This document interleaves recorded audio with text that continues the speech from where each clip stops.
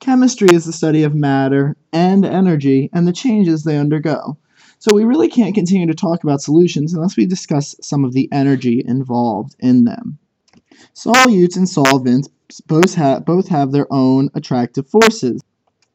And in order for one to dissolve the other, the attraction between the solvent and solute particles has to be greater than the attraction for the solvent or solute for itself.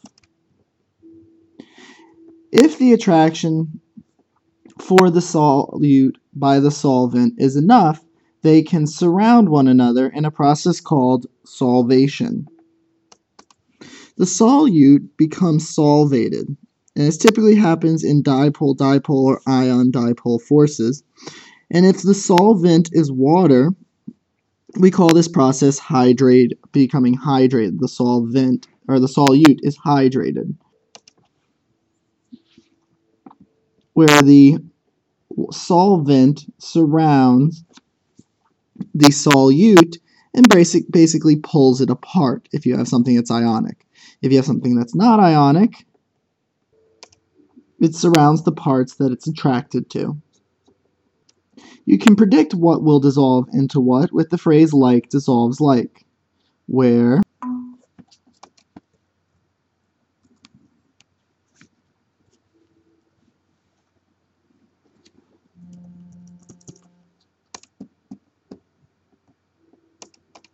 polar compounds can dissolve polar compounds or ionic compounds because they pardon, they both have polar parts, where in a polar compound you have a partial positive and a partial negative. In an ionic compound you have a definite positive and a definite negative, which a polar compound can take advantage of. However, only nonpolar compounds can dissolve nonpolar compounds. This has to do with the fact that nonpolar compounds have only weak attractive forces, which are incapable of overcoming the attractive forces of a polar compound. It's dipole-dipole. And therefore, nonpolar compounds cannot be dissolved by nonpolar compounds. Nonpolar compounds cannot be dissolved by polar compounds. Alcohols, however, are a bit of a freak in this category in the fact that alcohols do have a polar end to them. The OH group in an alcohol, oxygen is highly electronegative and will pull electrons towards it. The smaller the molecule, the smaller the alcohol, the greater that dipole movement. Therefore, the stronger that pole is. So, small alcohols are more polar than large alcohols. Large alcohols, having lots of carbons as a tail, will be less polar and will dissolve non-polar things easier. Small alcohols with a small carbon tail will be more polar and will dissolve polar compounds with less energy. So alcohols, as a general rule in baby chem, we tell you can dissolve both. However, the little exception there is that the larger the tail is, the more nonpolar the compound is. The shorter the tail is, the more polar it becomes. The amount of energy it takes to dissolve something into something else, to dissolve a solvent into a solute, is called the enthalpy of solution. It's the change in enthalpy associated with the formation of a solution, and it's the sum of the 3 steps involved. The first step deals with breaking apart the solute. So we call this expanding the solute. We separate the solute into its individual components, and this therefore requires energy because we're breaking those bonds, or we're separating those molecules, or we're overcoming those intermolecular forces. So this is an endothermic process. So step 1 is always going to be a positive value. And it's greater for ionic and polar solutes because ionic and polar solutes have the strongest bonds and intermolecular forces. And it will be lower for nonpolar solutes because they have weaker bonds and less intermolecular forces. The next step is we have to expand the solvent. We have to make room for the solute. So we have to open up the solvent. So we have to overcome the intermolecular forces of the solvent to make room for the solute.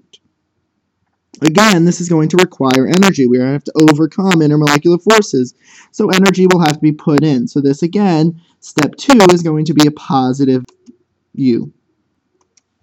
And it will be greater, once again, for polar solvents because they have stronger intermolecular forces than it is for nonpolar solvents because they have less intermolecular forces. The final step, or delta H3, the enthalpy of the last one, is the energy associated with the mixing of the solute and solvent. In most cases, this third step will be a negative delta H, a very large negative, because if it weren't, we would end up with a positive heat of solution. And if it's positive, that means that it requires more energy to make a solution than is given off, and systems would never form solutions because systems tend towards the lowest energy configuration. So typically, delta H, this third delta H, the heat of solution for step 3, is an extremely large negative. And once again, that negative is going to be larger for polar solvents than it is for, it will be larger if you have polar solvents and polar solutes than it will be for other interactions. If your solvent is water, you'll sometimes be given the delta H, or the enthalpy of hydration, delta H hydride, which is really just the sum of steps 2 and 3. The enthalpy of hydration is more negative for small ions and highly charged ions than for any other interaction.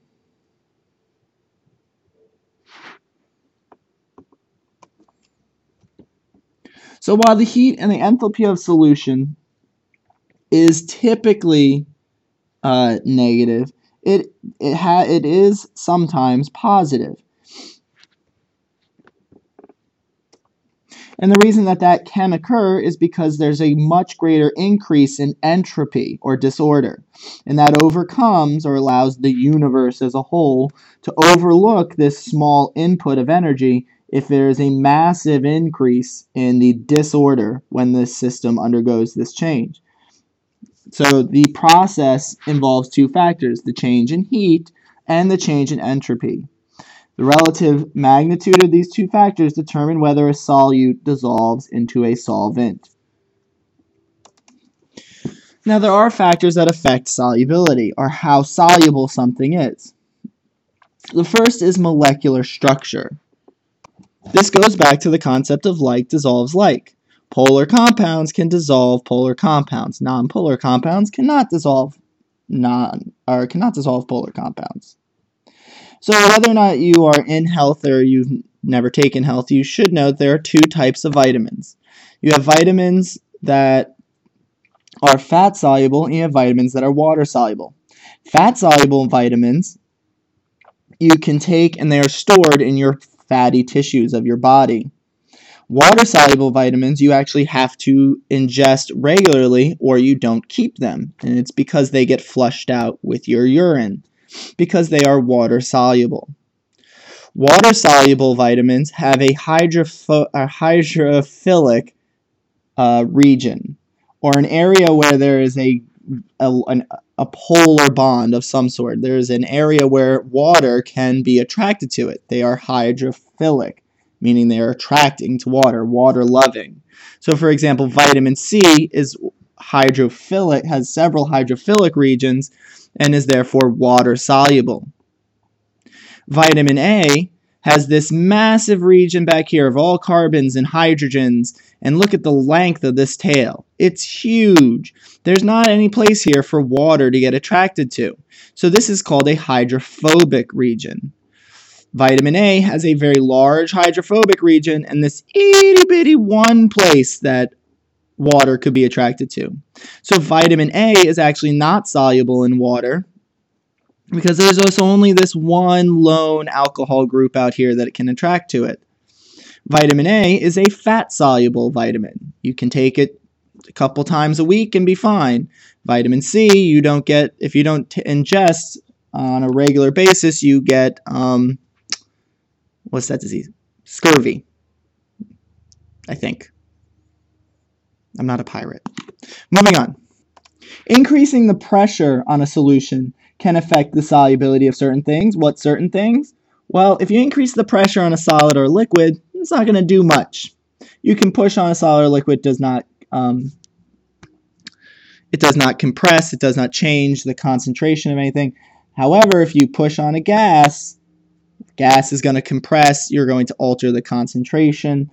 So solubility of a gas increases with increased pressure. Because as I increase the pressure on these gas particles, they go into solution more. I am literally pushing them into solution by increasing the pressure. There was a scientist who did a great deal of work on this concept, and he found that the amount of gas dissolved in solution is directly proportional to the pressure of the gas above the solution. This law, called Henry's law, is best obeyed by dilute solutions of a gas that does not dissociate or react with the solvent. You can calculate the concentration, which is symbolized by C here, the concentration of the gas if you know the partial pressure of that gas. And K is a constant and will most likely be given to you, I believe, in the problem in your packet on this. K is 0.031 moles per liter atmospheres. Lastly, if you increase the temperature of a solution, you can change the solubility. And here, increasing temperature, it depends on what the enthalpy of solution was. If the enthalpy of solution was positive, if you have an endothermic reaction, by increasing the temperature, you'll increase the solubility. If your enthalpy of solution, your delta H solution, was negative, meaning it's an exothermic reaction, if you increase the temperature, you'll decrease the solubility. And all of that has to do with Le Chatelier's principle.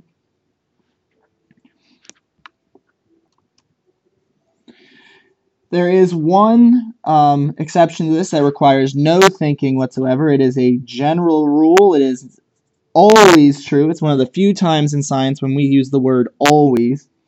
The solubility of a gas in water, it always decreases with increasing temperature. Gases are less soluble in water at high temperatures. Always.